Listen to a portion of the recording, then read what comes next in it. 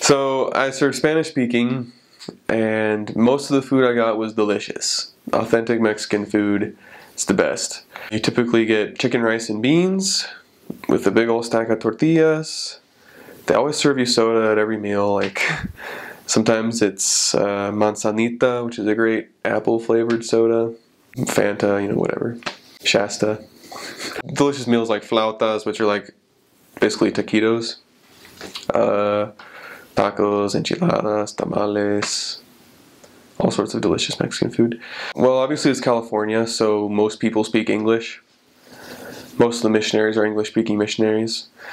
But in the areas where I served, which were Rialto, Palm Desert, and Palm Springs, there are big enough concentrations of Spanish-speaking people to where you can basically spend all day speaking Spanish. The biggest thing I would say, though, was just speaking Spanish with my companion. We would try to speak it generally throughout the day. Of course, there are times you speak English and whatever. It's not like you're, you know. But most of the time, you generally try to make an effort to speak Spanish to each other. That was what we did. And that was what helped the most, because then it's not so much trying to adjust from one, shifting from one to the other.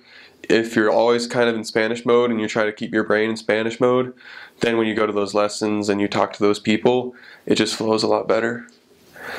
So making that effort, most of the time when you contact someone on the street, you'll start in English, because odds are they speak English. And if they don't, they'll be like, oh, no speak English. And you're like, ah, qué bien, hablamos español. Sometimes they use that as an excuse to try to get out of talking to you, and then you're like, ha, I speak Spanish too. If you're going to speak Spanish and you're not in the MTC yet, I would say, or whatever language, I would say study as much as you can before you go. Try to get, I got like a CD lesson thing and listened to it in the car as I drove around.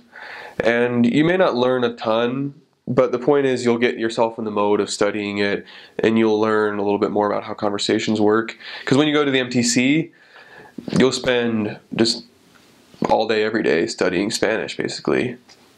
So you might as well get used to it and learn as much as you can before, because it's not like there's a magical thing where you go to the MTC and all of a sudden you know Spanish. It takes work.